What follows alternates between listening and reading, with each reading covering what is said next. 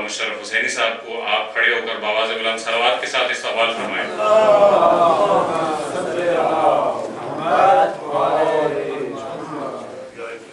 نعرہ تکبیر، نعرہ رسالت، نعرہ حیدری، حیدری پر محمد و آل محمد صلوات۔ اللہم صلی علی محمد و آل محمد۔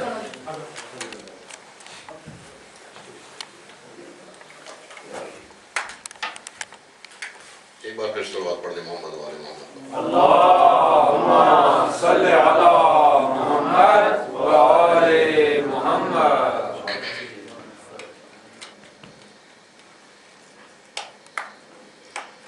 پروردگار عالم ہمارے وجود کو نور مقدس سے حضرت زہرا سے منور فرمائے۔ ایک بار پھر صلوات پڑھ دی محمد و آل محمد۔ اللہم صلی علی محمد و آل محمد۔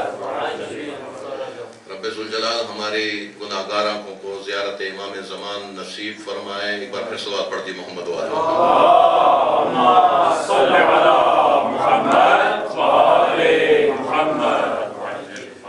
پھر اس دعا کے ساتھ کہ پروردگار عالم ہمیں خضوع و خشوع و خلوص اور طہارت ظاہری اور باطنی سے بھرپور ایک ایسی محفل برگزار کرنے کی توفیق عنایت فرمائے جہاں پہ حضرت زہرا تشریف لاتی ہیں۔ ایک بار پھر صلوات پڑھ دی محمد و آل محمد۔ اللہم صلی علی محمد و آل محمد۔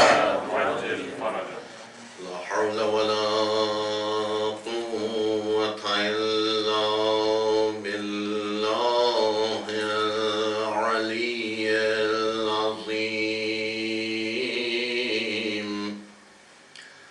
بسم الله الرحمن الرحيم۔ الحمد لله رب العالمين۔ الحمد لله كما هو أهله، والصلاة والسلام على أشرف الأنبياء والمرسلين، حبيب إله العالمين، نبينا وشفيعنا وطبيب قلوبنا أبي القاسم محمد وعلى آله الطيبين الطاهرين المعصومين المظلومين، واللعنة الدائمة على أعدائهم أعداء الدين۔ أما بعد، فقد قال الحسين عليه السلام: إنما خرجت لطلب الإصلاح في أمة جدي وأبي، أريد أن أمر بالمعروف وأنهى عن المنكر۔ صلوات بر محمد۔ اللہم صلی علی محمد و آل محمد۔ ماہ مبارک محرم اسلامک کیلنڈر کا پہلا مہینہ، اور دنیا میں کئی کیلنڈر رائج ہیں۔ مسیحی کیلنڈر رائج ہے، پنجاب کا سکھوں کا اپنا کیلنڈر رائج ہے، ہندوؤں کا اپنا کیلنڈر رائج ہے، ایران کا اپنا کیلنڈر رائج ہے، اسی طریقے سے اسلام کا بھی کیلنڈر رائج ہے۔ جتنے بھی کیلنڈر رائج ہیں، جب بھی ان کا نیا سال اور پہلا دن آتا ہے وہ اس کا جشن مناتے ہیں۔ بلکہ کرسچین کیلنڈر تو پوری دنیا میں اب جشن مناتے ہیں، چاہے کوئی اس کو تسلیم کرتا ہو یا نہ کرتا ہو، مذہبی اعتبار کے ساتھ اس سے وابستہ ہو یا نہ ہو۔ ہم دیکھتے ہیں نیو ایئر نائٹ جو ہے نا، وہ آسٹریلیا وغیرہ سے شروع ہو کر تو پوری دنیا کے کونے میں امریکہ تک منائے मनाए चले जाते हैं और उसका पूरी दुनिया में चर्चा होता है। लेकिन इस्लामिक कैलेंडर वो वाहिद कैलेंडर है कि जब उसका नया चांद तुलू होता है और जब उसका आगाज होता है तो आंखों में अश्क आ जाते हैं। बुरा उन लोगों का जिन्होंने इस साल के आगाज को गम से भर दिया और हुसैन जैसे खूबसूरत नाम को ऐसा बना दिया कि जब नाम हुसैन कोई सुनता है मारिफत वाले की आंखों में आंसू आ जाना यकीनी बात है। बहरहाल हर साल हम माह मुबारक मुहर्रम और आशूरा के अयाम को मनाते हैं। आज चूँकि तादाद कम है, इंशाल्लाह बाद में जब हम ये बातें कर चुके हैं तो उस वक्त दोस्त अहबाब आएंगे। पहला दिन है, रूटीन में तब्दीली लानी होती है, लेकिन थोड़ा सा हम आपको इकट्ठे साथ चलना चाहते हैं। और हम बचपन से देख रहे हैं कि हमें माँ जब गोद में ले जाती थी मजालिस अज़ा में, उस वक्त से हम मुहर्रम से और हुसैन से और करबला से आशना है। लेकिन जो जो वक्त गुजरता चला जा रहा है, आशूरा और मुहर्रम की अहमियत बढ़ती चली जा रही है। हर साल हम इमाम के ज़हूर के करीब तर होते चले जा रहे हैं। हर महीने हम करबला से जो सफ़र का आगाज़ हुआ था वो इमाम के ज़हूर का सफ़र हमारा अपनी मंजिल के करीब तर होता चला जा रहा है। हर सांस हमें इमाम के ज़हूर के करीब तर करती चली जा रही है। और जैसे जैसे वक्त गुजरता जाता है तो करबला को मनाने का अंदाज भी तब्दील होते रहना चाहिए। शुरू में तमहीद के तौर पे थोड़ा सा इस बात के ऊपर हमारा मतलब है, इसके ऊपर नजर होनी चाहिए कि करबला है क्या, आशूरा है क्या। बहुत सी चीजों के बारे में हम लोग सुनते रहते हैं, उलमा से सुना, किताबों में पढ़ा, वाक़यात देखे, मुशाहिदा किया, तो हमारे जहन में एक तस्वीर और एक तसव्वुर बन जाता है। मसला हजरत अमीरुल मोमिनीन अली इब्न अबी तालिब अलैहिस्सलाम का एक नक्शा हमारे जहन में है। और अक्सर ये होता है कि जब उस नक्शे से हट के कोई बात करता है हम उसको तस्लीम नहीं करते हैं, बावजूद इसके कि हम जानते हैं कि पैगंबर अकरम सल्लल्लाहु अलैहि वसल्लम ने फरमाया है कि या अली तुझे किसी ने नहीं पहचाना, अगर किसी ने पहचाना तो या मैंने पहचाना या मेरे खुदा ने पहचाना। लेकिन इसके बावजूद जो हमारे जहन में नक्शा होता है हम उसको डिलीट या उसको अल्टर करने के बिल्कुल कायल नहीं होते। हम कह रहे हैं जो मेरे जहन में नक्शा बन गया मौला वैसे ही है। याद रखिए मौला वैसे हैं जैसे खुदा जानता है, मौला ऐसे हैं जैसे रसूल जानता है। अगर मौला मेरे जहन में समा गए फिर वो मौला कैसे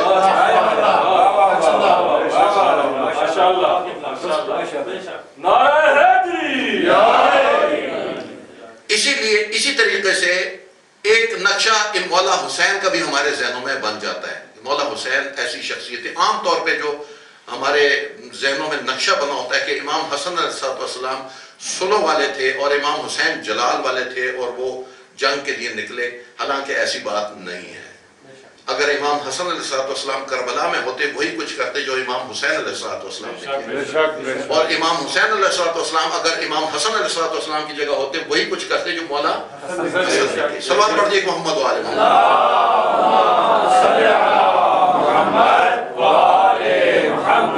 इसी तरीके से करबला के बारे में भी हमारा एक नक्शा है, हमारे ज़हन में एक तसव्वुर आ जाता है। करबला एक जंग थी जिसमें हुसैन अलैहिस्सलाम के साथी 72 की तादाद में घेर दिया गया। चारों तरफ लश्कर यजीद था, शाम और कूफा के लश्कर थे जिन्होंने इमाम हुसैन अलैहिस्सलाम को घेर के वहां पे 3 दिन का भूखा प्यासा शहीद कर दिया।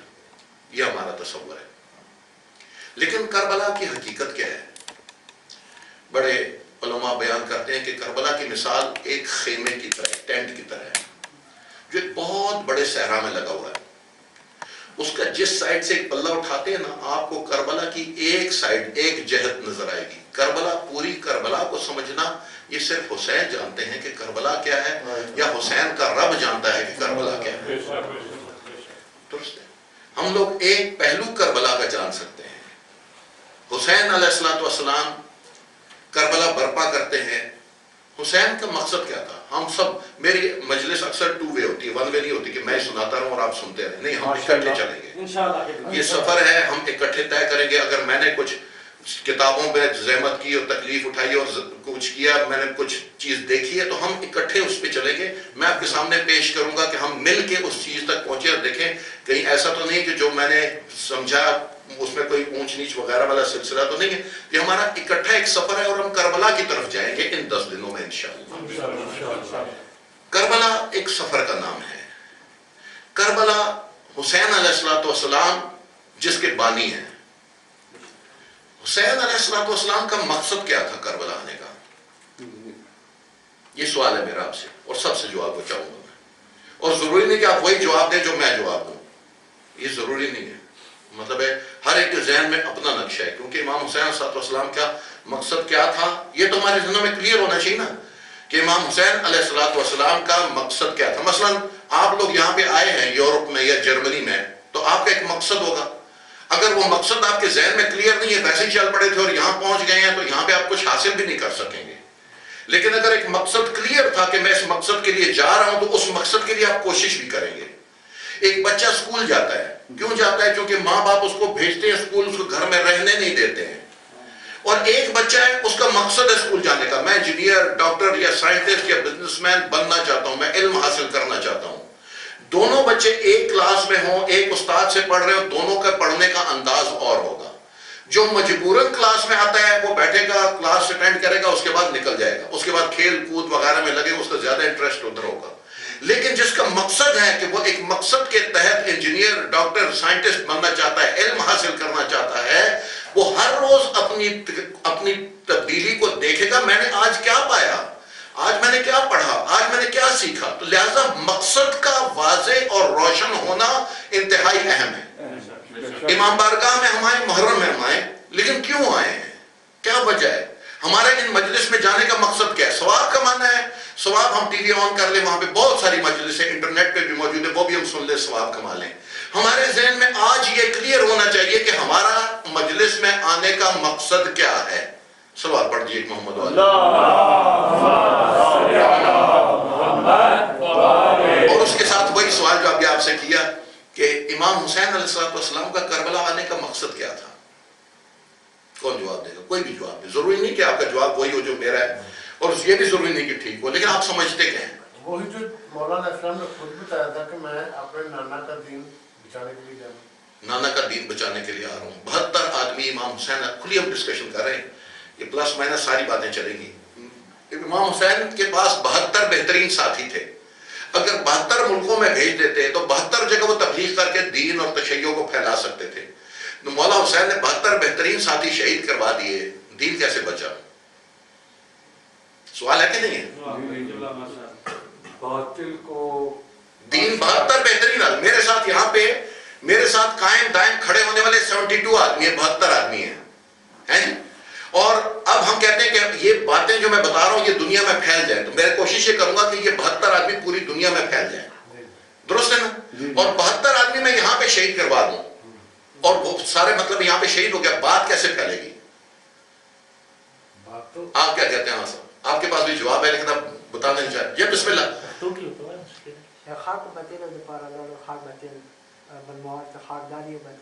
حق اور باطل کو ظاہر کرنے کے لیے جواب آپ کا غلط نہیں ہے، آپ کا بھی جواب ٹھیک ہے، آپ کا بھی جواب ٹھیک ہے. وہ کہہ رہے ہیں حق اور باطل کو ظاہر کرنے کے لیے کہ حق اور باطل کے درمیان پہچان ہو سکے اور حق کو بچایا جا سکے، دنیا کو بتایا جا سکے. بالکل درست جواب ہے. لیکن اور بھی جواب ہے کہ امام حسین علیہ السلام نے حق اور باطل، دوست اور دشمن دونوں کے چہرے سے نقاب اتار دی ہے. امام حسین علیہ السلام کے جو دوست ہونے کا دعویٰ کر رہے تھے ان کا بھی پتہ چل گیا، اور جو دشمن کے ہونے کے دعوے دار تھے کہ ہم دشمن نہیں ہیں ان کا بھی پتہ چل گیا کہ کون دوست ہے اور کون دشمن. نقابیں اتار دی حسین علیہ السلام نے. یہ بھی ہوا حسین کے اسے. اور کیا تھا مقصد؟ کیا تھا؟ آپ ہی کا جواب تھا. نہیں، میرا جواب نہیں دینا آپ نقل نہیں مارنی ہے.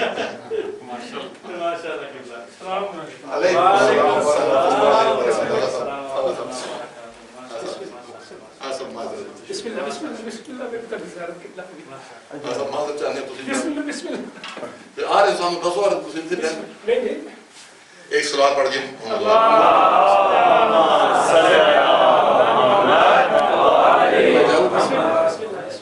جی مولا حسین کا مقصد کیا تھا؟ کیوں کربلا ہے؟ اب مولانا صاحب تشریف لا کے یہ بتائیں گے. ہمارے ادھر پاکستان میں ایک مرتبہ سوال ہو رہا تھا ایک کلاس میں نا، تو استاد نے کھڑے ہو کے ایک سے پوچھا، اس نے جواب دے دیا، دوسرے کو بولا کہ تو کیا اس سوال کا جواب تو دے، اس نے کہا جو اس نے سنا ہے میری طرف سے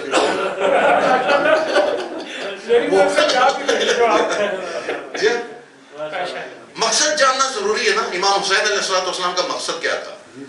امام حسین علیہ السلام خود فرماتے ہیں اور زبانی نہیں فرماتے، لکھ کے دیتے ہیں محمد بن حنفیہ کو، انما خرجت لطلب الاصلاح فی امت جدی بابی، میں اپنے جد کی امت کی اصلاح کے لیے نکل رہا ہوں۔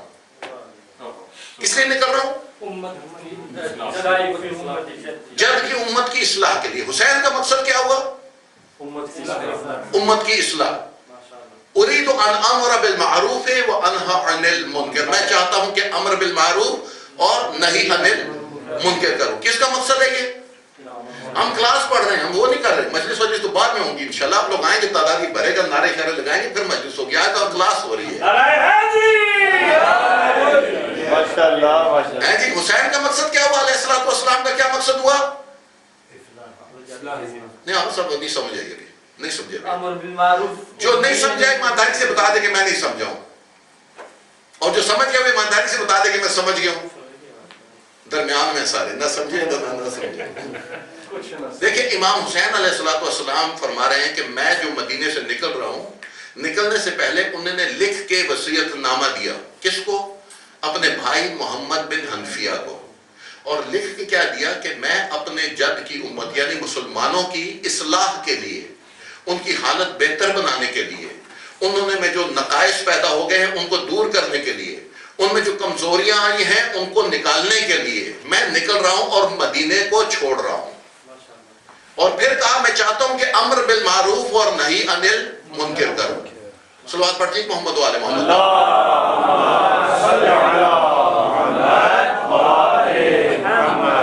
امر بالمعروف اور نہی عن المنکر انشاءاللہ بعد میں اس کے اوپر تفصیلی ڈسکشن کریں گے، لیکن اتنا سمجھ لیں کہ دین ہمیں یہ نہیں کہتا کہ مائنڈ یور اون بزنس، اپنے کام سے کام رکھو۔ دین کہتا ہے کہ اگر کوئی غلط کام کر رہا ہے اس کو اصلاح کرنی ہے، اس کو بتانا ہے کہ یہ غلط کام ہے۔ اگر کوئی نیکی کا کام نہیں کر رہا تو اس کو بتانا ہے یہ نیکی کا کام ہے، اس میں شامل ہو جو، دوسرے کو بولنا ہے۔ ہم لوگ جب ولایت کی لڑی میں پڑ جاتے ہیں، اکٹھے ہو جاتے ہیں، تو ہماری مثال وہ پہاڑ چڑھنے، جو ماؤنٹ ایوریسٹ پہ لوگ جاتے ہیں نا، 4 5 7 لوگ ہوتے ہیں، وہ ایک رسی میں سب بندھے ہوئے ہوتے ہیں۔ اگر کسی کا پاؤں سلپ ہو گیا تو باقی سارے اس کو پکڑ لیتے ہیں، اس کو گرنے نہیں دیتے ہیں۔ ہم علی کے ماننے والوں کی مثال بھی انہی لوگوں سے ہے جو اس پہاڑ کے اوپر چل رہے ہیں، اور ولایت کی وہ ڈوری ہے جو ہمیں ایک دوسرے کے ساتھ باندھے ہوئے ہیں۔ درست ہے؟ تو ہم ایک دوسرے کو گرنے نہیں دیتے۔ تو اس کے لیے ہم کیا کرتے ہیں؟ گرتا کون ہے؟ جو شیطان کی مانتا ہے۔ جب کوئی شیطان غالب ہو جائے کسی پہ، ہر کسی پہ غالب ہو سکتا ہے شیطان۔ شیطان بہت ڈھیٹ چیز ہے۔ شیطان کی بہت ساری خوبیاں ہیں، ان میں سے ایک یہ ہے کہ وہ اپنی ہار نہیں مانتا ہے۔ آپ نے یہاں سے اس کو بھگایا، وہ دوسرے دروازے سے گھوم کے آ جائے گا۔ اب یہ آپ نے لا حول ولا قوت پڑھا اور آپ نے پکا دیکھا بھی جاگ رہے، بیدار ہے، وہ چپ کر کے چلا جائے گا۔ رات کو جب آپ سوئے ہوں گے نا اکیلے میں، تنہائی میں، آپ کی آنکھ کھل گئی، اس وقت شیطان کو دیکھیں وہ اپنے کام میں لگا ہوا ہے۔ درست ہے نا؟ شیطان اپنے کام سے ہتھیار نہیں ڈالتا ہے۔ کم از کم یہ خوبی ہمیں سیکھنی چاہیے۔ شیطان برائی کی طرف لانے کے لیے ہار نہیں مانتا، ہمیں نیکی کی طرف دوسروں کو لانے میں ہار نہیں ماننی چاہیے۔ جب کوئی اچھائی اور نیکی کا کام نہیں کر رہا تو میرا کام ہے کہ میں ولایت کے ساتھ بندہ ہوں، میں حضرت زہرا کا ماننے والا ہوں، میں علی ولی اللہ کا ماننے والا ہوں۔ علی ولی اللہ کا ماننے والا اگر کسی کھائی کھڈے میں گر رہا ہوگا، میری ذمہ داری بنتی ہے کہ میں اپنے مولا کو راضی کرنے کے لیے، حضرت زہرا کو راضی کرنے کے لیے اس کو ہاتھ دوں اور وہاں سے نکالنے کی اس کو کوشش کروں۔ درست ہے؟ تو حسین کا مقصد کیا تھا کہ لوگ جب کھائی میں گر رہے تھے، لوگ جب کھڈے میں گر رہے تھے، لوگ جب تباہی کے دانے پر پہنچ چکے تھے، کیا تھا اس سے پہلے؟ یعنی طریقہ یہ بن گیا تھا کہ لوگ خلیفہ وقت کو 2 قسم کی لیڈرشپس کے ساتھ مانتے تھے۔ ایک اس کو مذہبی پیشوا مانتے تھے اور ایک اس کو سیاسی پیشوا مانتے تھے۔ یعنی سیاست میں بھی حکومت کا کردار تھا اور حاکم کا کردار تھا جو خلیفہ کی کرسی پہ بیٹھا ہوتا تھا۔ اگر وہ کہہ دیتا تھا کہ ہم نے ایران پر اٹیک کرنا ہے اس زمانے میں، تو پوری قوم اس کے ساتھ ہو جاتی تھی۔ اگر وہ کہہ دیتا تھا کہ اگر کلمے میں فجر کی اذان کے وقت الصلاۃ خیر من النوم پڑھنا ہے تو سب یعنی یہ چیز رائج ہو گئی تھی کہ اگر کوئی مذہبی بات بھی خلیفہ وقت کہہ دے گا تو ہم اس کو تسلیم کریں گے، اور اگر وہ کہہ دے گا حج تمتع سے منع کر دے گا تو ہم اس کو نہیں کریں گے، یا نکاح سے منع کر دے گا تو کوئی نہیں کرتا۔ کیوں؟ مذہبی لیڈرشپ بھی خلیفہ وقت کے پاس تھی اور سیاسی لیڈرشپ بھی خلیفہ وقت کے پاس ہوا کرتی تھی۔ یہ مسلم ہو گئی تھی پیغمبر اکرم صلی اللہ علیہ وآلہ وسلم کی رحلت کے بعد سے لے کر اور اس دور تک جب کہ یزید حکمران ہو گیا۔ اس دوران میں یزید حکمران ہو گیا۔ اب یزید جس عہدے پر بیٹھا ہے، لوگوں نے اس کو سیاسی لیڈر بھی تسلیم کرنا ہے اور مذہبی لیڈر بھی۔ عمل کے اعتبار سے یزید کیا کرتا تھا؟ شراب سر عام پیتا تھا، زنا بدکاری کو کوئی مانے نہیں تھا، جوا سر عام، یعنی جو اسلام نے حرام کیا ہوا تھا وہ اس نے انجام دینا تھا، اور جن کو واجب قرار دیتا تھا اس کو ترک کرتا تھا۔ نفس محرمہ کا قاتل بن گیا تھا، اس کے لیے قتل کر دینا کسی کو کوئی بڑی بات نہیں تھی، اسلام کے اصولوں کو پامال کر رہا تھا۔ اور اس سے بڑھ کے کیا بات تھی؟ میں ایک اور بات کی طرف آج اشارہ کرتا ہوں، آپ صلوات پڑھ کے محمد وآل محمد۔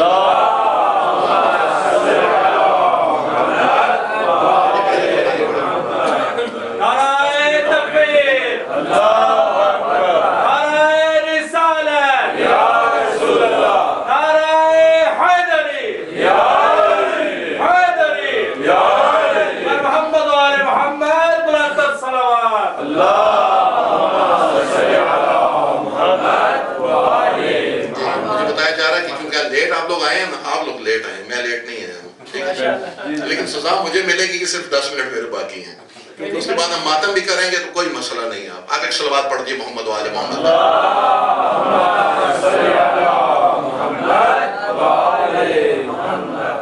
ہمارے لیے مسئلہ نہیں ہے، ہم اس کو پھیلا بھی سکتے ہیں، سمٹا بھی سکتے ہیں۔ آپ لوگوں کو زحمت اٹھانی پڑے گی تھوڑی سی کہ اس کو جلدی سمجھنا پڑے گا۔ پیغمبر اکرم صلی اللہ علیہ وآلہ وسلم فرماتے ہیں الناس علی دین ملوکہم، لوگ اپنے بادشاہوں کے دین پر ہوتے ہیں، بادشاہوں کے راستے پر ہوتے ہیں۔ ہمارے ہاں ایوب خان صاحب صدر بنے تھے نا، سب لوگوں نے فوجی وردیاں خریدی تھی، اپنے بچوں کو فوجی وردیاں پہناتے تھے۔ بھٹو صاحب آئے، سب لوگ اسلامی سوشلزم کا نعرہ لگا رہے تھے اور پیپلز پارٹی میں شامل ہو گئے اور سارے ان کے ساتھ ہو گئے۔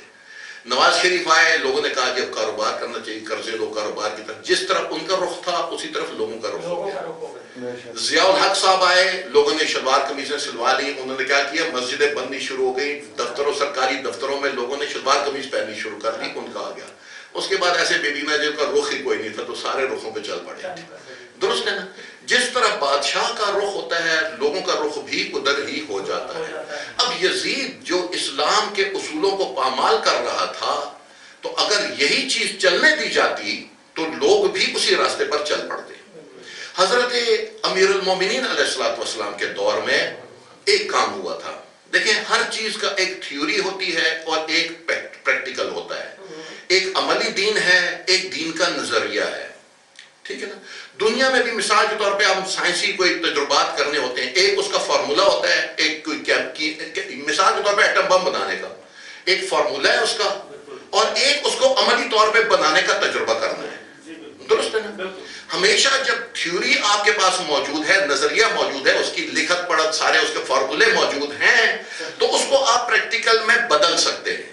درست ہے؟ دین اسلام کے بھی دو حصے ہیں، ایک اس کی تھیوری ہے اور ایک اس کا پریکٹیکل ہے۔ پیغمبر اکرم صلی اللہ علیہ وآلہ وسلم کی رحلت کے بعد مسئلہ اس پہ آ گیا تھا، جو خلافت کا دو راستے ہیں دین اسلام کے۔ آپ کو پتہ ہے میں اتحاد بین المسلمین کا قائل ہوں اور اس کے لیے عملی کوششیں بھی کرتا ہوں۔ پیغمبر اکرم صلی اللہ علیہ وآلہ وسلم تک پہنچے بغیر دین اسلام مکمل نہیں ہوتا۔ دین اسلام جو رائج ہے، اس کے دو راستے ہیں جو ہمیں پیغمبر اکرم تک لے کر جا رہے ہیں آج کل کی صورتحال میں، ہمارے نہیں ہیں لیکن ٹوٹل دو راستے ہیں، ایک خلافت کا راستہ ہے، ایک امامت کا راستہ ہے۔ امامت کو ماننے والے کہتے ہیں کہ پیغمبر اکرم صلی اللہ علیہ وآلہ وسلم نے جب آخری حج کیا تو سیکنڈ لاسٹ، دوسری آخری سے پہلی والی آیت نازل ہوئی ترتیب نزول کے اعتبار سے، ایک نزول کا ترتیب ہے اور ایک قرآن کی ترتیب ہے۔ قرآن کی ترتیب میں جو نازل ہونے کی ترتیب تھی اس میں آخری سے پہلی آیت نازل ہوتی ہے، یا ایھا الرسول بلغ ما انزل الیک من ربک وان لم تفعل فما بلغت رسالتہ، اے رسول جو بات تمہیں بتائی گئی ہے لوگوں کو بتا دو، اور اگر یہ کام انجام نہ دیا رسالت کا کام ہی انجام نہ دیا۔ یہ آیت نازل ہوگی، یہ ایک میں امامت کو ماننے والے ان لوگوں کی بات کر رہا ہوں جو امامت کے ذریعے رسول پاک تک پہنچتے ہیں۔ پیغمبر اکرم نے مولا علی کا ہاتھ اٹھایا، کہا من کنت مولا ہو فہذا علی المولا، جس کا میں مولا اس کے علی مولا۔ یہاں سے امامت کا آغاز ہوتا ہے۔ جو 12 اماموں کو مانتے ہیں ان کو امامت کے راستے کے ذریعے وہ رسول پاک تک پہنچتے ہیں۔ دوسرے گروہ نے کیا کیا؟ انہوں نے کہا کہ جی اللہ کے رسول نے کچھ نہیں کہا کہ کون میرے بعد ہوگا کون نہیں ہوگا۔ انہوں نے کہا امرہم شورا بینہم، ایک آیت ہے سقیفہ بنی ساعدہ میں جنرل باڈی میٹنگ ہوئی۔ آپ جب یہاں پہ یونین بناتے ہیں یا یہ کوئی انجمن بناتے ہیں تو ایک جنرل باڈی میٹنگ سب کو بلاتے ہیں۔ اگر سب کو بلانا کسی آئین کی شک کا ریفرنس دیا جائے کہ فلاں شک فلاں قانون کے مطابق ہم یہ میٹنگ بلا رہے ہیں، اس کا مطلب ہے اس کا پرانا کوئی لنک موجود ہے، اور اگر ویسے ہی لوگوں کو اکٹھا کیا جائے تو یہاں سے شروع ہوتا ہے معاملہ۔ پھر ایک جنرل باڈی میٹنگ ہوئی کہاں؟ سقیفہ بنی ساعدہ میں، اور وہاں پہ مختلف قبیلوں نے مل کر کیا کیا؟ پہلے خلیفہ حضرت ابوبکر کو بنا دیا۔ ان کا جب انتقال ہوا تو انہوں نے اپنے بعد حضرت عمر کو نامینیٹ کر دیا، بنا دیا کہ میرے بعد یہ ہوں گے، اور اس کے بعد انہوں نے 6 افراد کی کونسل بنا دی اور کہا جس کو انہوں نے بنا دیا وہ ہوگا، اور عبد الرحمن بن عوف کا جدھر ووٹ ہوگا، اگر 3-3 برابر ہو گئے تو جدھر اس کا ووٹ ہوگا وہ کامیاب ہو گیا۔ تو اس نے جا کر کس کو ووٹ دیا؟ حضرت عثمان کو۔ خلاصہ تیسرے خلیفہ حضرت عثمان بن گئے۔ چوتھے خلیفہ جب حضرت عثمان کا قتل ہوا، سارے لوگ مل کر امیر المومنین علی بن ابی طالب علیہ السلام کے در پہ آئے اور کہا علی آپ کے بغیر آج دین اسلام کو بہت سخت خطرہ ہے، آپ خلافت کو قبول کریں۔ مولا علی نے ان کے مجبور کرنے پہ خلافت کو قبول کیا۔ یہ خلافت کا راستہ بن گیا۔ خلافت کے راستے میں چوتھے خلیفہ کون ہے؟ مولا علی۔ امامت کے راستے میں پہلے امام کون ہے؟ مولا علی۔ دونوں مکاتب فکر اس بات پر متفق ہیں کہ اگر امام وقت کے سامنے کوئی کھڑا ہوتا ہے تو سب کی ذمہ داری بنتی ہے کہ امام کا بھی دفاع کریں اور ان کا بھی مقابلہ کریں جو امام کے مقابلے میں آ رہا ہے۔ خلافت کے مکتب کے مطابق جو خلیفہ وقت کا مقابلہ کرتا ہے سب کی ذمہ داری بنتی ہے کہ اس کا مقابلہ کریں اور خلیفہ وقت کا دفاع کریں۔ اور ایک ہستی ملتی ہے جو خلافت کے مکتب کی بھی لڑی ہے اور امامت کے مکتب کی بھی لڑی ہے، لیکن جب امیر شام ان کے مقابلے میں آتا ہے تو کہتے ہیں یہاں اجتہاد کی غلطی ہو گئی ہے۔ درست ہے؟ خلیفہ وقت کے خلاف اگر کوئی کھڑا ہو گیا تو انہوں نے کہا کہ یہ امامت کی یہ اجتہاد کی غلطی کر دی ہے۔ لہٰذا یہاں پر یہ بات آئی کہ حضرت امیر المومنین علیہ السلام نے جب شروع میں خلافت کو چھوڑا، خلافت سے الگ ہو گئے، پیغمبر اکرم کی رحلت کے بعد میں نے ذکر کیا 2 چیزیں، ایک تھیوری ہے ایک پریکٹیکل ہے۔ حضرت امیر المومنین علیہ السلام نے پریکٹیکل کو بچانے کے لیے پریکٹیکل کو چھوڑ دیا، تھیوری کو بچانے کی کوشش کی تاکہ تھیوری بچ جائے۔ اسلام کے نظریہ امامت کو بچانے کی خاطر کنارہ کشی اختیار کر کے حکومت کے معاملے میں دخل نہیں کرنا، لیکن مشورہ ضرور دینا ہے۔ اگر کہیں غلط کیا خلفاء سے دور نہیں رہے اور امام کے علم کو وہ مانتے تھے۔ کیا کہتے رہے؟ خلیفہ ثانی نے 40 مرتبہ نقل ہے کتابوں میں کہ اگر نہ ہوتے لولا علی تو عمر ہلاک ہو جاتا۔ یہ خود انہوں نے کیوں لکھا کہ علمی لحاظ سے علی کو مانتے رہے، علی کے مشورے مانتے رہے، لیکن کہا امپلیمنٹیشن اتھارٹی ہماری ہوگی، دین اسلام کے ہم چودھری نمبردار ہم لوگ ہوں گے۔ درست ہے؟ یہاں سے علی علیہ السلام نے عملی دین کو ان کے حوالے کر دیا کہ تم خلافت کو لینا چاہتے ہو، اقتدار چاہتے ہو، لے لو اقتدار، لیکن دین اسلام کو بچانے کی کوشش کی۔ یزید کے دور میں تھیوری پہ ضرب آ گئی۔ کیا ضرب آئی؟ تھیوری پہ۔ کیسے؟ یزید نے کہا نہ کوئی نبی آیا تھا نہ کوئی وحی آئی تھی، نعوذ باللہ من ذالک، یہ بنی ہاشم کا ڈھونگ تھا۔ اب کیا ہوا؟ تھیوری پہ ضرب پڑ گئی، نبوت پہ ضرب پڑ گئی، وحی خدا پہ ضرب پڑ گئی، اور جب یہ ضرب پڑ گئی اب حسین کے پاس کوئی راستہ نہیں رہتا مگر یہ کہ آپ کھڑے ہو جائیں یزید کے مقابلے میں، اور جب ان سے بیعت کا تقاضا کیا جائے کہ حسین بیعت کر دو تو حسین کیا کہتے ہیں؟ حسین نے کبھی نہیں کہا کہ میں یزید کی بیعت نہیں کروں گا، حسین کہتے ہیں مجھ جیسا یزید جیسے کی بیعت نہیں کر سکتا۔ مسئلہ حسین اور یزید کا نہیں، صفات حسینی اور صفات یزیدی کا ہے۔ حسین یہ کہہ رہے ہیں کہ یاد رکھو جہاں جہاں یزید ہے، جہاں جہاں یزید ہو وہاں وہاں حسین بنو. صلوات پڑھیے محمد و آل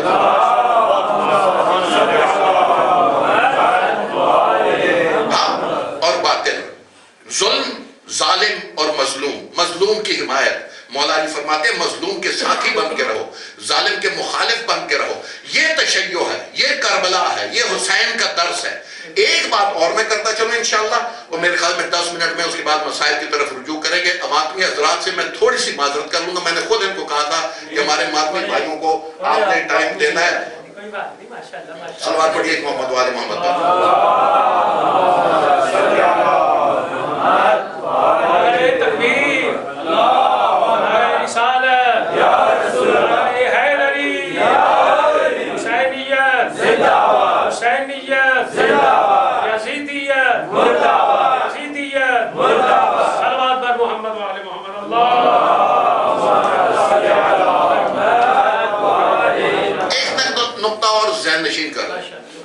میری سوچ کے مطابق جہاں تک میں سمجھ پایا ہوں، نہ تو کربلا کا آغاز سن 61 ہجری میں ہوا ہے، نہ کربلا کا انجام سن 61 ہجری میں ہوا ہے. اگر حابیل کو قابیل قتل کرتا ہے تو وہ بھی کربلا ہے. اگر نمرود کے مقابلے میں ابراہیم آتے ہیں وہ بھی کربلا ہے. اگر فرعون کے مقابلے میں کہا جاتا ہے اذهب الى فرعون انه طغى، جاؤ فرعون کے مقابلے میں کہ اس نے سرکشی کی ہوئی ہے. جہاں سرکش کے مقابلے میں ابراہیم آئے، جہاں سرکش کے مقابلے میں فرعون جیسے سرکش کے مقابلے میں موسیٰ آئے، وہ بھی کربلا ہے. جہاں ابو جہل اور ابو لہب پیغمبر اکرم کے مقابلے میں آئے وہ بھی کربلا ہے. ہاں، کربلا کا عروج سن 61 ہجری میں ہوا جب حسین، کون تھے حسین؟ نواسے رسول نہیں. کیا علی کے بیٹے؟ نہیں. زہرا کے فرزند نہیں. یہ سب کچھ تو وہ ہیں ہی، لیکن کون حسین؟ السلام علیکہ یا وارث آدم صفوت اللہ، السلام علیکہ یا وارث ابراہیم خلیل اللہ، السلام علیکہ یا وارث موسیٰ کلیم اللہ، السلام علیکہ یا وارث عیسیٰ روح اللہ، السلام علیکہ یا وارث محمد الحبیب اللہ. صلوات پر محمد. اس تمام لڑی کے وارث، آدم کے وارث، نوح کے وارث، ابراہیم کے وارث، موسیٰ کے وارث، عیسیٰ کے وارث، پیغمبر اکرم علیہ السلام کے سب کے وارث حسین. اور وہاں پہ دوسری طرف قابیل کے وارث، دوسری طرف نمرود کے وارث، دوسری طرف فرعون کے وارث، دوسری طرف شداد کے وارث، ابو جہل و ابو لہب کے وارث یزید آ گیا ہے. قرآن میں 2 شجرے بیان کیے گئے.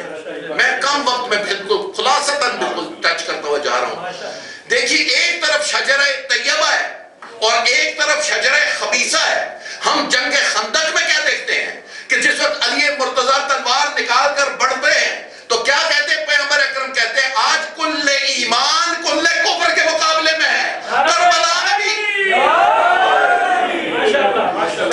میں بھی کل ایمان کل کفر کے مقابلے میں جا رہا ہے. وہاں کل ایمان اکیلا جا رہا ہے، اپنی پہچان کروا رہا ہے. یہاں کل ایمان اپنے ساتھیوں سمیت جا رہا ہے. کیوں؟ وہ کربلا خندق میں ختم ہو گئی، یہ کربلا باقی ہے جب تک کہ آخری حسین نہیں آ جاتے. حسینیت زندہ باد، حسینیت زندہ باد، یزیدیت مردہ باد، یزیدیت مردہ باد. صلوات پر محمد وآل محمد. کربلا نہ سن 61 ہجری میں شروع ہوئی نہ ختم ہوئی. عروج اس کا ہوا. ختم کیوں نہیں ہوئی؟ آخری حسین کے آنے تک کربلا جاری رہے گی. عزیزو، اب ہم آج کل کے دور میں بالکل خلاصہ ٹچ کرتا جا رہا ہوں. ماشاءاللہ آپ لوگ بیدار ہیں، آپ لوگ سمجھ رہے ہیں. آج ہم کوفہ کے دور میں ہیں. آج ہم اس دور میں ہیں جب مسلم بن عقیل کوفہ پہنچے تھے. مسلم بن عقیل کو کیا کہا گیا تھا کہ جاؤ کوفہ میں. کس نے بھیجا؟ حسین نے بھیجا. کس کا ہاتھ تھا؟ مسلم بن عقیل کا ہاتھ تھا. بیعت کس کی ہو رہی تھی؟ بیعت کس کی تھی؟ حسین کی نا. ہاتھ کس کا تھا؟ مسلم بن عقیل کا ہاتھ تھا جس نے بیعت کی، حسین کی بیعت کی. لیکن جب اللہ اکبر نماز پڑھی، السلام علیکم ورحمت اللہ، اور علی الاسلام السلام ہو چکا تھا. سب لوگ پھر گئے. آج پھر دیکھنا ہے. ہم کفیوں کو کہتے ہیں غلط ہیں، درست وہ غلط ہوں گے، لیکن آپ کا بیٹھے ہوئے تھے, ان کے پاس گھر بار تھا, ان کے بچے سکول جا رہے تھے, ان کا کاروبار ٹھیک تھا, اور انہوں نے کہا نہیں ہم حسین کی حمایت نہیں کرتے. نہیں, ایسی بات نہیں تھی. یہ جو آج تکفیری ہے یہ اس زمانے کا خوارج میں سے ہے. یہ نظریہ تھا. علی کے مقابلے میں خوارج جو نکلے تھے یہ نظریہ ہے. خوارج ایک سوچ اور ایک فکر کا نام ہے. خوارج چند لوگ نہیں تھے, یہ سوچ تھی. اور علی مرتضیٰ بھی ایک سوچ کا نام ہے. امامت اور ولایت ایک سوچ کا نام ہے. یہ سوچ اور فکر جب وہاں پہ ٹکرائی تھی تو خوارج کا نام اختیار کیا تھا.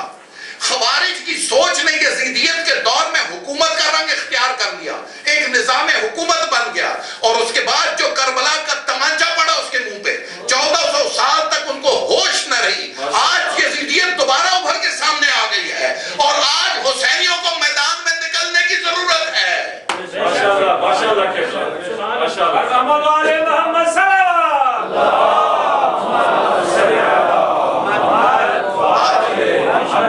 آخری حسین کا ہم انتظار کر رہے ہیں. ہم آخری محمد صلی اللہ علیہ وآلہ وسلم کا انتظار کر رہے ہیں. پیغمبر اکرم فرماتے ہیں اولنا محمد و اوسطنا محمد و آخرنا محمد کلنا محمد.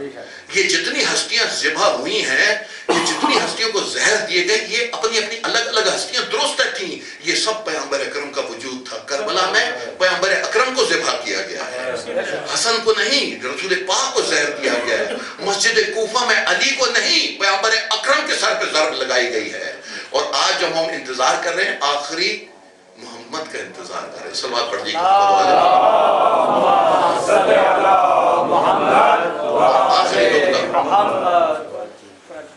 آج ہم سب آخری حسین اور آخری محمد کا انتظار کر رہے ہیں. درست ہے. میرے مولا کے بارے میں فرمایا جاتا ہے, کہا گیا ہے کہ امام کا جہاں تخت ہے نا, اس کے سامنے حسین کا خون آلود کرتا لہرا رہا ہے, اور مولا اس کو دیکھتے ہیں اور مولا کی آنکھوں سے اشک جاری ہوتے ہیں. ہم امام کے ظہور کا انتظار کر رہے ہیں, امام بھی اپنے ظہور کا انتظار کر رہے ہیں. صرف امام نہیں, آدم سے لے کر خاتم تک تمام انبیاء, تمام ائمہ اطہار, سب لوگ, بیوی بھی کس کا انتظار کر رہی ہے؟ امام کے ظہور کا, کیونکہ وہ آ کے ان کے بیٹے حسین کا انتقام لے گا. میں ایک سوال کرتا ہوں کہ بیوی اگر امام کے ظہور کا انتظار کر رہی ہیں, بیوی کی نگاہیں کس پہ لگی ہوئی ہیں؟ بیوی کی نگاہیں امام زمانہ پہ لگی ہوئی ہیں کہ کب اجازت ملے گی؟ نہیں, بیوی کی نگاہیں امام زمانہ پہ نہیں, بیوی کی نگاہیں ہم پہ لگی ہوئی ہیں. کیوں؟ جب ہم تیار ہوں گے تو امام کا ظہور ہوگا. بیوی ہمیں دیکھ رہی ہیں, ہم سب کو. لوگ کہتے ہیں نا کہ بیوی آتی ہیں ہماری محفل میں کہتا ہوں نہیں, ہمیں کیا دعا کی ہم نے شروع میں؟ پروردگار ہمیں خضوع و خشوع و خلوص اور طہارت ظاہری اور باطنی سے بھرپور ایک ایسی محفل پر گزار کرنے کی توفیق دے جہاں پر بیوی تشریف لاتی ہے. ہر محفل میں نہیں آتی, محفل کو بتانا ہوتا ہے باوضو مجمع ہو, دل میں, روح میں, سوچ اور فکر میں طہارت کے علاوہ کچھ نہ ہو, وہاں امکان ہے کہ بیوی تشریف لے. لیکن بیوی کی نگاہیں ہم پر لگی ہوئی ہیں. بیوی دیکھ رہی ہیں کہ جس دن ہم تیار ہوں گے امام کا ظہور ہوگا. اگر ہم آج تیار ہو جائیں, عدل الہی کا تقاضا ہے کل امام کا ظہور ہو جائے گا. اگر 1000 سال تک ہم تیار نہیں ہوتے, مطمئن ہو جائے امام کا ظہور نہیں ہونے لگا. بیوی وہ مظلومہ ہے. میں کہتا ہوں اور کہتا رہتا ہوں, جنت انہیں ملے جو جنت کے طلبگار ہیں. جنت کسے ملے؟ جو جنت کے طلبگار ہیں. ہم تو اگر بیوی کے 2 آنسو خشک کرنے کے قابل ہو جائیں تو ہماری جنت وہی ہے. 2 آنسو بیوی کے ہم خشک کر لیں تو ہماری جنت وہی ہے. اور بیوی وہ مظلومہ ہے کہ ساری عمر پیغمبر اکرم صلی اللہ علیہ وآلہ وسلم کا خیال رکھتی رہی, اور پیغمبر اکرم کا جب آخری وقت آ جاتا ہے, بیوی ایک عظیم گھر کی مالک ہے, ایک عظیم در کی مالک ہے. وہ ہستی ہیں جب پیغمبر اکرم صلی اللہ علیہ وآلہ وسلم تشریف لاتے تھے تو بیوی سے اجازت لے کر ان کے گھر میں داخل ہوتے تھے. بیوی کا گھر وہ ہے کہ اگر پیغمبر اکرم یہاں پہ موجود ہوتے تھے اور وحی کا وقت آ جاتا تو جبرائیل بھی اجازت لے کر داخل ہوتے تھے. خدا اللہ آپ کو زیارت نصیب کرائے مدینے کی, لیکن آزادی کے بعد. میں خود بھی قائل نہیں ہوں آزادی سے پہلے ادھر جانے کا. مجھ سے وہاں پہ بنی امیہ کے پہرےدار نہیں دیکھے جاتے. 3 بار میں گیا ہوں زیارتوں پہ, لیکن مجھ سے صبر نہیں ہو سکا, میں ادھر نہیں برداشت نہیں کر سکا. بہرحال ہر کسی کی اپنی برداشت ہے. اللہ آپ کو زیارت کرائے. وہاں پہ ایک باب جبرائیل ہے جہاں پہ جس دروازے سے کہتے ہیں کہ جب بیوی کے گھر پیغمبر اکرم ہوا کرتے تھے تو اجازت لے کے داخل ہوتے تھے. ایک موقع آیا بیوی کی گود میں پیغمبر اکرم کا سر ہے اور دروازے پہ دستک ہوتی ہے. پوچھا کون؟ کہا رسول پاک سے ملنا چاہتا ہوں. بی بی نے کہا اے شخص چلا جا، ابھی بابا کی طبیعت ٹھیک نہیں ہے. خاموشی. تھوڑی دیر بعد پھر دستک. بی بی نے پھر پوچھا کون؟ پھر وہی آواز آئی میں رسول پاک سے ملنا چاہتا ہوں. بی بی نے کہا شخص مجھے کہا نا بابا کی طبیعت ٹھیک نہیں، بعد میں آ جانا. تھوڑی دیر بعد پھر دستک ہوئی. پوچھا کون؟ تو پھر وہی آواز. بی بی کو جلال آ گیا، آنکھوں سے اشک جاری ہوئے. شاید پیغمبر اکرم کے چہرے پر وہ اشک گرے. وہ پاک اشک پاک چہرے پر پیغمبر اکرم کی آنکھ کھلی. کہا بیٹا جو دروازے پہ کھڑا ہے نا یہ آدم سے لے کر آج تک کسی کے دروازے پہ جا کے اس نے اجازت نہیں دی. یہ تیرے در کی بڑائی ہے کہ آج ملک الموت تجھ سے اجازت مانگ رہے ہیں اور بیٹا تو اجازت نہیں دے گی یہ یہی کھڑا رہے گا. پیغمبر اکرم دنیا سے رخصت ہو گئے. بی بی کے اوپر مصائب کے وہ پہاڑ ٹوٹ پڑے. یہ بھی کربلا تھی. یہ کربلا کا آغاز ہو رہا ہے. بی بی کے اوپر مصائب کے وہ پہاڑ ٹوٹ پڑے. کہا کہ اگر ابابا آپ کے بعد مجھ پر وہ مصائب ٹوٹ پڑے کہ اگر دنوں پہ پڑ جاتے تو سیاہ رات لگ جائے. بی بی کیا مصائب تھے جو اگر دنوں پہ پڑ جاتے تو رات میں تبدیل ہو جاتے. کہتے بی بی گریا کرتی تھی تو مدینے کے لوگ آ کر کہنے لگے، شکایت کی میرے مولا سے، مولا یا بی بی سے کہو دن کو گریا کریں یا رات کو گریا کیا کریں. نہ ہم دن کو سو پاتے ہیں نہ رات کو سو پاتے ہیں. کسی نے کیا تشریح کی اس کی. کہا ایسا تو نہیں تھا کہ بی بی اتنا زور سے گریا کرتی تھی کہ لوگ مدینہ پورا سو نہ پاتا. کہتے نہیں جب بی بی گریا کرتی تھی نا تو پیغمبر اکرم کی قبر میں زلزلہ طاری ہو جاتا تھا. کہتے مدینے والے سمجھ جاتے تھے کہ آج زہرا رو رہی ہے. کہتے بی بی گریا کرتی رہی اور مدینہ جاگتا رہا. ایک دن وہ آ گیا کہ بی بی اس دنیا سے رخصت ہو گئی. بی بی رخصت ہو گئی. مولا نے غسل دیا اور بی بی کی غسل دیتے ہوئے مولا کے گری کی آوازیں لوگوں نے باہر سن لی. کہا آج میں نے وہ نشان دیکھے جو کبھی بی بی نے ان کی شکایت اپنی زندگی میں نہیں. عزیزان میں صرف اس نقطے کی طرف جا رہا ہوں. غسل دیا گیا، کفن دیا گیا، بی بی کو تیار کیا گیا. مولا نے جا کے بلایا ام کلثوم کو، زینب کو، آؤ اپنی ماں سے آخری بار مل لو. بعض لوگ بیان کرتے ہیں کہتے ہیں کہ زینب و کلثوم و حسن جا کے اپنی ماں سے لپٹ گئے. حسین کھڑے رہے. کہا نہیں. مولا نے کہا حسین تم بھی آؤ بی بی سے ملو. کہتے حسین آگے نہیں بڑھے. کہا کیوں حسین تم کیوں نہیں آگے بڑھے؟ کہا میں تو ایسے ملوں گا جیسے زندگی میں ملتا تھا. کہتے ہیں یہ سننا تھا. بی بی کے بندے کفن ٹوٹے. بی بی نے ہاتھ پھیلائے اپنے حسین کو اپنے سینے سے لگا لیا. اور آج مدینے میں وہ دن بھی آ گیا جب مدینے سے حسین رخصت ہو رہے ہیں. حسین رخصت ہو رہے ہیں. سب کو لے لیا، اٹھا لیا. ایک مرتبہ گزارش کی سغرا نے، اماں سب لوگ جا رہے ہیں اکیلے. ہمارے گھر سے مہمان آئے نا، کوئی چلے جائے 2-4 مہمان پورا گھر خالی ہو جاتا ہے. اور جہاں پورا گھر جا رہا ہو اور سغرا اکیلے رہ جائے. کبھی اماں ہماری سفارش کر دے. اور میں اپنے لیے نہیں کہہ رہی ہوں، پتہ نہیں کیا بات ہے. میں دیکھتی ہوں رات کو ایک سیاہ لباس ملبوس بی بی یہاں صحن میں آ کے گریہ کرتی ہے، میرے مسافر بیٹے حسین، اے میرے حسین بیٹے. جب گریہ کرتی میرا دل کہتا ہے کچھ ہونے والا ہے تو جا کے بابا سے سفارش کر دیجئے کہ مجھے بھی ساتھ لے لے. بی بی گئی حسین سے سفارش کرنے کے لیے. کہا بھیا کبھی زندگی میں کچھ کہا نہیں، کبھی مانگا نہیں. آج ایک چھوٹی سی گزارش ہے سغرا کی. شاید نام سنا تو حسین کے چہرے کا رنگ بدل گیا. کہا کیا سفارش ہے، کیا کہنا چاہتے ہو؟ کہتے سغرا کہتی ہے ہمیں بھی ساتھ لے چلو. جو لوگ بیان کرتے ہیں کہتے حسین نے کہا دیکھو ہمارے ساتھ جو بیویاں جا رہی ہیں سب شبیہ علی مرتضیٰ ہے. سغرا شبیہ زہرا ہے. اگر کربلا میں شبیہ زہرا ننگے سر ہو گئی تو دنیا باقی نہیں رہی. اللہ لعنت اللہ علی القوم الظالمین.